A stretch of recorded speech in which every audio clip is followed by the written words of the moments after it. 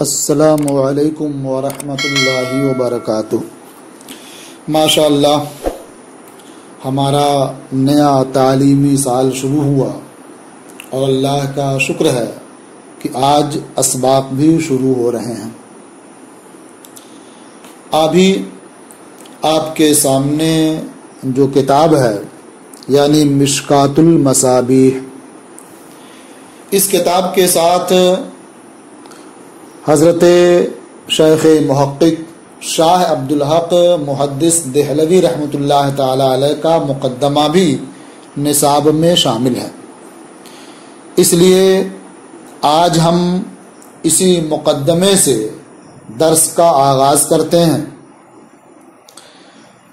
چونکہ آپ کی کتاب مشکات المصابیح یہ حدیث کی اہم کتابوں میں سے ایک ہے، اس لیے اس کتاب کی تدریس سے پہلے اس مقدمے کی تدریس مناسب معلوم ہوتی ہے، تاکہ درمیان میں جو حدیث کے مصطلحات آئیں تو آپ کو انہیں سمجھنے میں آسانی ہو۔ یہ مقدمہ اس کتاب سے الگ بھی شائع ہوتا ہے، لیکن ہندوستان میں عموماً یہ مقدمہ مشکات المصابیح کے ساتھ ہی شائع ہوتا ہے۔ یہ مقدمہ شیخ عبدالحق محدث دہلوی رحمۃ اللہ تعالی علیہ کا ہے، جو 958 ہجری میں پیدا ہوئے اور 1052 ہجری میں ان کی وفات ہوئی۔ یہ مقدمہ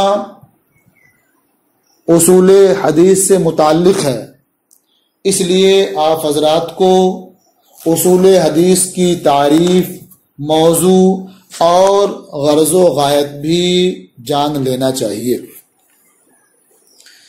دیکھیے، علم اصول حدیث ایسے اصول اور قواعد کا علم ہے جن کے ذریعہ حدیث کی سند اور متن کے احوال، صحیح و فاسد اور مقبول و مردود ہونے کے اعتبار سے معلوم ہوتے ہیں۔ اس فن کا موضوع ہے راوی اور مروی مقبول اور مردود ہونے کی حیثیت سے، یعنی اس فن میں راوی پر بھی کلام ہوتا ہے، اس کے بارے میں بھی معلومات حاصل کی جاتی ہے کہ وہ راوی مقبول ہے یا مردود ہے۔ اسی طرح سے جس چیز کی وہ روایت کر رہا ہے اس کے بارے میں بھی کلام ہوتا ہے کہ یہ روایت مقبول ہے یا مردود ہے۔ اس علم کی غرض اور غایت یہ ہے کہ پڑھنے والا صحیح و ضعیف اور مقبول و مردود حدیث کی معرفت حاصل کر سکے اور ان کے درمیان امتیاز کر سکے کہ کون سی حدیث صحیح ہے، کون سی حدیث ضعیف ہے، کون سی حدیث مقبول ہے اور کون سی حدیث مردود ہے۔ حضرت علامہ شیخ عبدالحق محدث دہلوی رحمۃ اللہ تعالی علیہ اپنے مقدمے کی شروعات کرتے ہوئے فرماتے ہیں، بسم اللہ الرحمن الرحیم، مقدمۃ فی بیان بعض مصطلحات علم الحدیث مما یکفی فی شرح الکتاب من غیر تطویل و اتناب۔ یعنی یہ مقدمہ علم حدیث کے ان چند مصطلحات کے بیان میں ہے جو کتاب کی شرح و تفہیم کے لیے کافی ہیں، بغیر کسی تطویل اور اتناب کے۔ تطویل باب تفعیل کا مصدر ہے، جس کا معنی ہوتا ہے دراز کرنا، لمبا کرنا، اور اتناب یہ باب افعال کا مصدر ہے، یہ ایک اصطلاحی کلمہ ہے، اس کا مطلب ہوتا ہے کہ اتناب یعنی زیادہ کلمات کے ذریعہ کم معانی کو ادا کرنا، بات تھوڑی سی ہو اسے ادا کرنے کے لیے، اسے بیان کرنے کے لیے بہت سے کلمات اور لمبی عبارت استعمال کی جائے تو اسے اتناب کہا جاتا ہے۔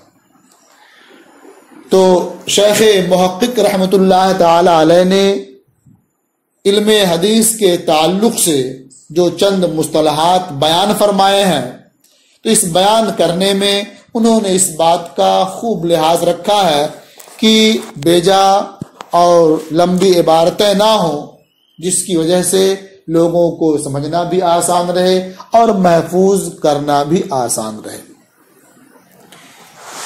اب یہ سب سے پہلے حدیث کی تعریف کرتے ہیں، فرماتے ہیں اعلم ان الحدیث فی اصطلاح جمہور المحدثین یطلق علی قول النبی صلی اللہ علیہ وسلم وفعلہ وتقریرہ۔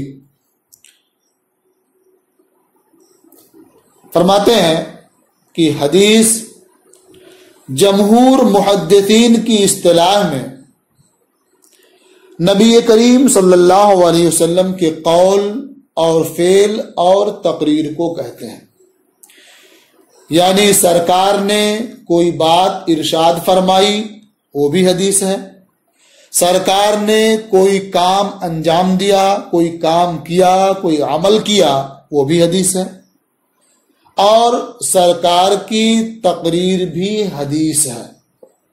تقریر کا یہ اردو والا معنی اور مفہوم نہیں ہے، بلکہ یہ تقریر بھی باب تفعیل کا مصدر ہے، جس کا معنی ہوتا ہے ثابت رکھنا، برقرار رکھنا یا ثابت کرنا۔ اب پہلے آپ حدیث کا ترجمہ کر لیں کہ حدیث کی جو تعریف کی گئی اس کا ترجمہ کیا ہوگا، پھر تقریر کے معنی کی وضاحت دیکھیے۔ اعلم ان الحدیث فی اصطلاح جمہور المحدثین یطلق علی قول النبی صلی اللہ علیہ وسلم وفعلہ وتقریرہ۔ آپ یہ جانیں کہ حدیث کا اطلاق جمہور محدثین کی اصطلاح میں نبی کریم صلی اللہ علیہ وسلم کے قول اور فعل اور تقریر پر ہوتا ہے۔ اب تقریر کسے کہتے ہیں؟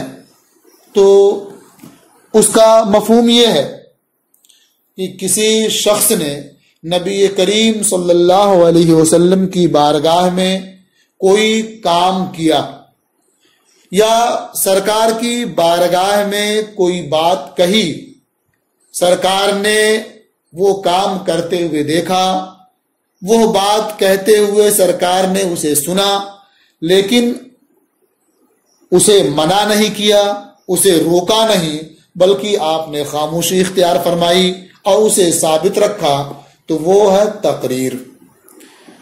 تو اس سے معلوم یہ ہوا کہ سرکار کی بارگاہ میں جو کام کیا گیا یا جو بات کہی گئی اور آپ نے اس سے روکا نہیں، منع نہیں فرمایا، تو وہ بھی حدیث ہے۔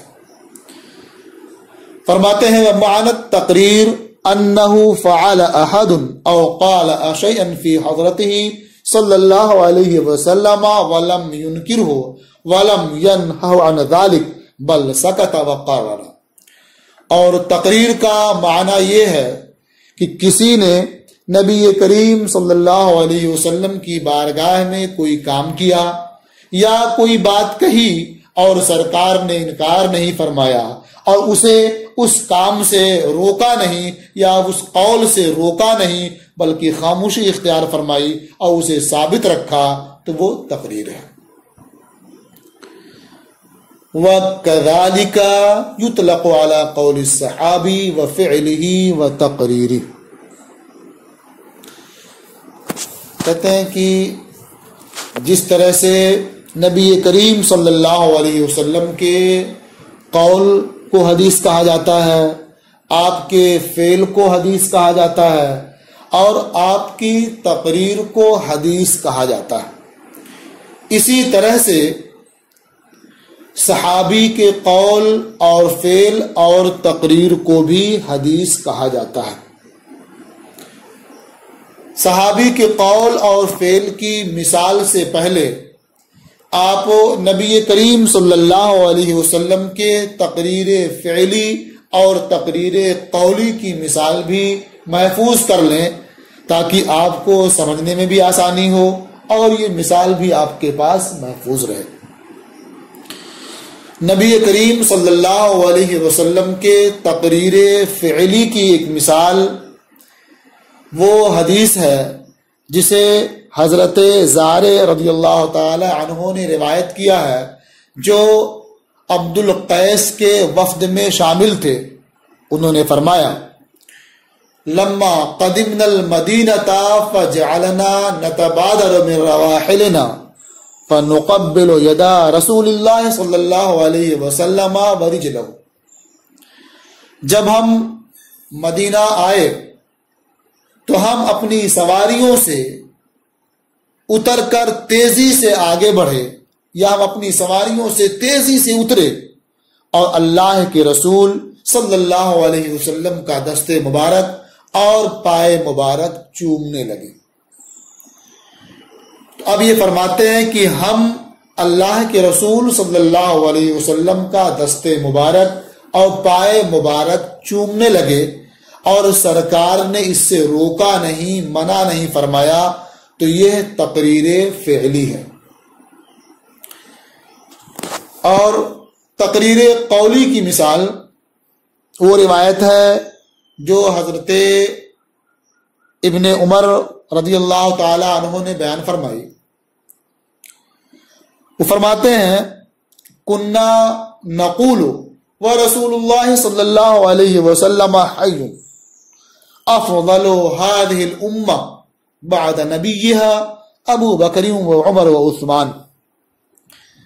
فرماتے ہیں کہ ہم اللہ کے رسول صلی اللہ علیہ وسلم کی حیات ظاہری میں یہ بات کہتے رہتے تھے کہ اس امت کے نبی کے بعد افضل ابو بکر ہیں اور عمر ہیں اور عثمان ہیں۔ وَيَسْمَعُ ذَلِكَ رَسُولُ اللَّهِ صلی اللہ علیہ وسلم فَلَا يُنْكِرُ، اور اللہ کے رسول صلی اللہ علیہ وسلم اسے سنتے تھے اور انکار نہیں فرماتے تھے۔ تو یہ تقریر قولی کی مثال ہے کہ اللہ کے رسول صلی اللہ علیہ وسلم کی بارگاہ میں یہ بات کہی گئی اور آپ نے کہنے والے کو منع نہیں فرمایا بلکہ اسے ثابت رکھا۔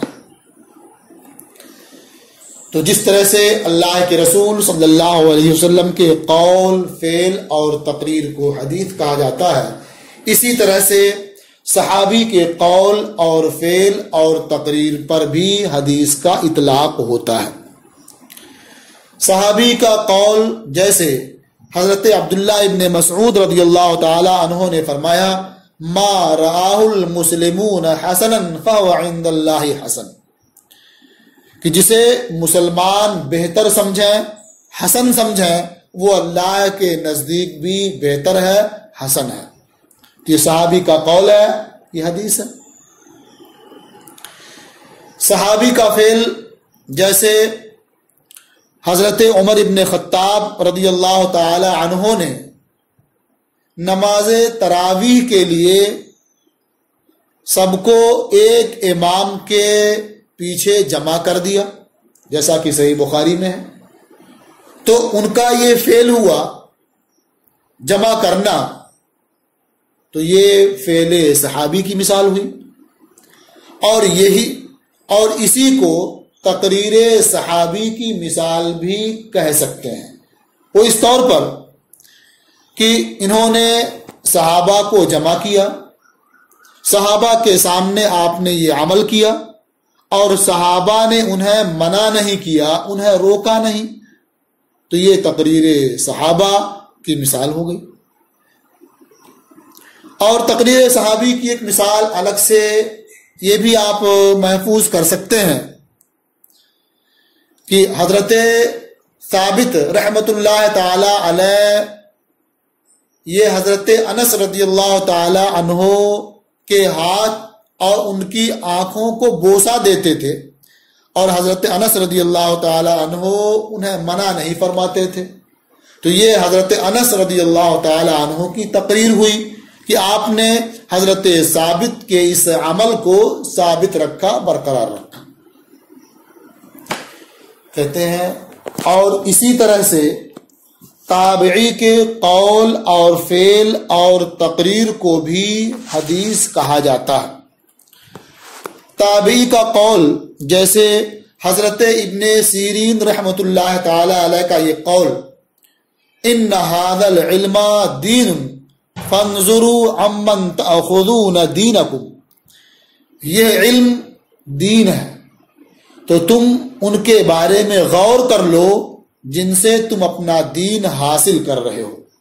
یہ تابعی کا قول ہے، یہ بھی حدیث ہے۔ تابعی کا فعل بھی حدیث ہے، جیسے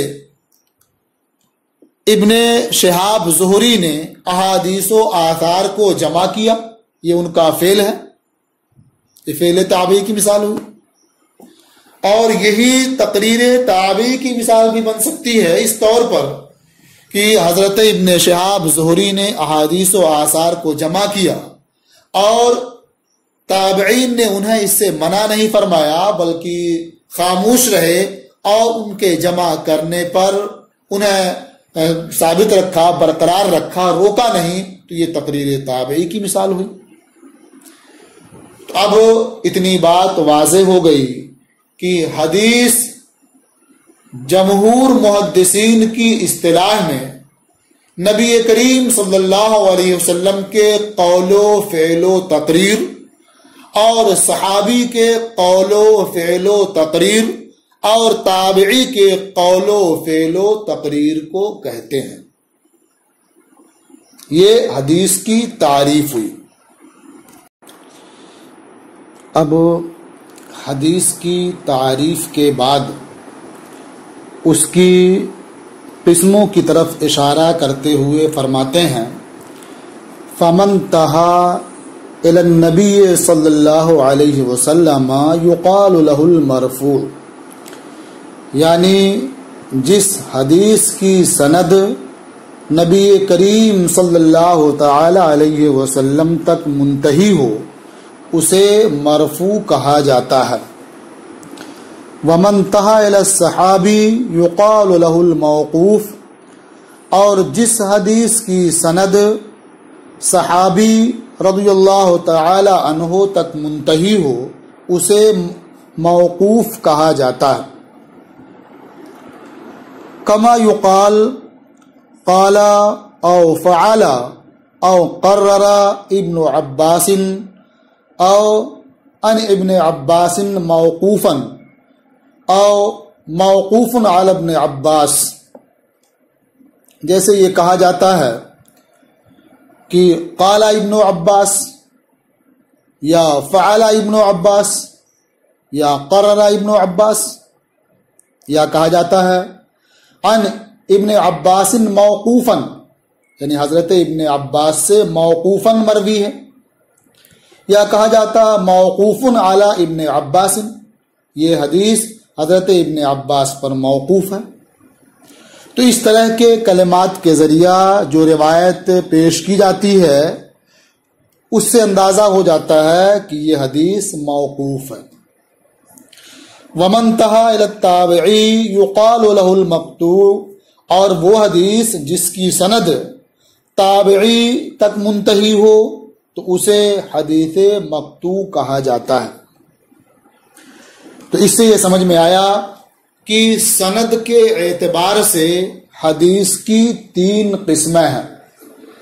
اگر سند نبی کریم صلی اللہ تعالی علیہ وسلم تک پہنچتی ہے تو وہ مرفوع ہے، کسی صحابی تک منتہی ہے تو موقوف ہے، اور تابعی تک منتہی ہے تو اسے مقطوع کہا جاتا ہے۔ وقد خصص بعضهم الحديث بالمرفوع والموقوف اذ المقطوع يقال له الاثر، اور بعض محدثین نے حدیث کو مرفوع اور موقوف کے ساتھ خاص فرمایا ہے، اس لیے کہ مقطوع کے لیے اثر کا لفظ بولا جاتا ہے. یعنی حدیث کا ایک معنی تو پہلے بیان ہوا کہ وہ مرفوع، موقوف اور مقطوع تینوں پر لفظ حدیث بولا جاتا ہے اور حدیث کا معنی تینوں کو شامل ہے.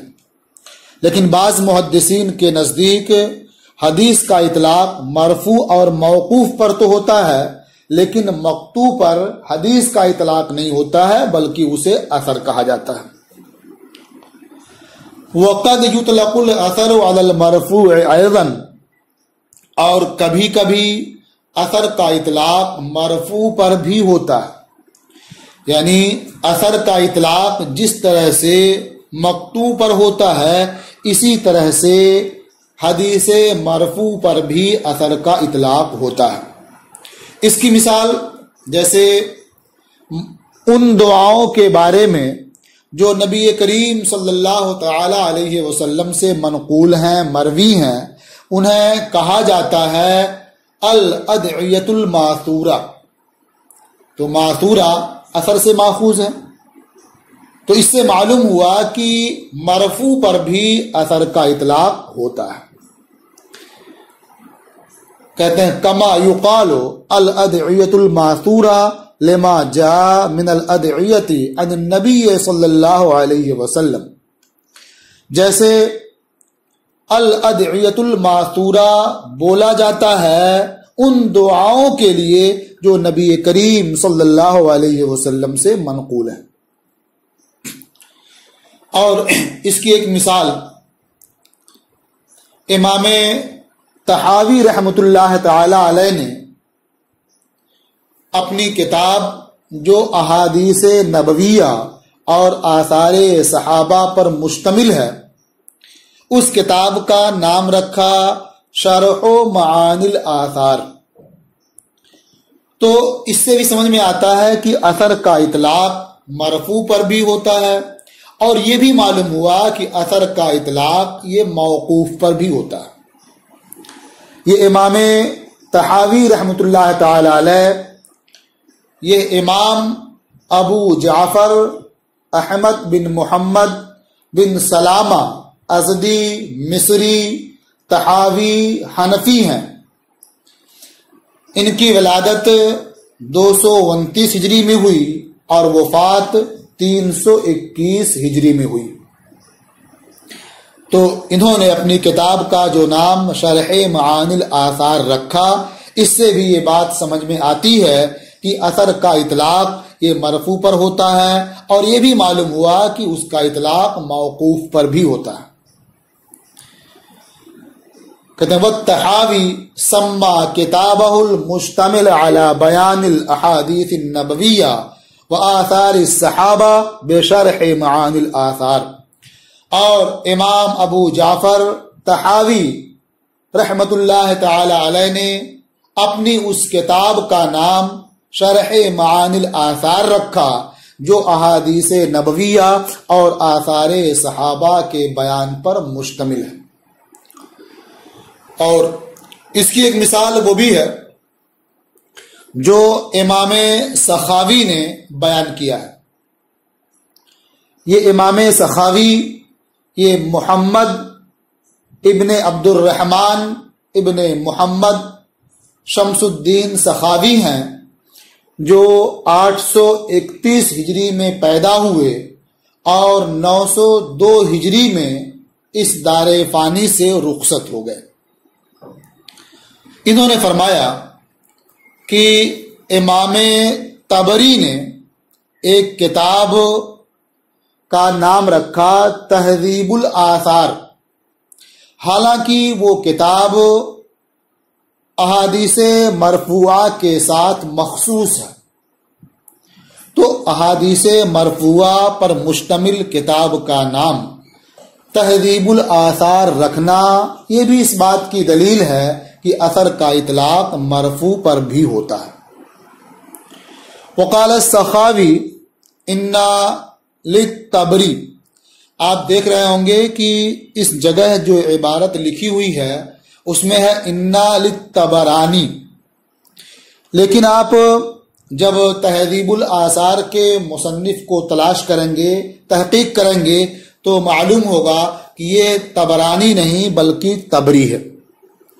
یہ طبری ابو جعفر محمد بن جریر بن یزید طبری ہیں، جو 224 ہجری میں پیدا ہوئے اور 310 ہجری میں اس دنیا سے رخصت ہوئے۔ کہتے ہیں وقال السخاوی انا للطبری کتابا مسمى بتہذیب الآثار۔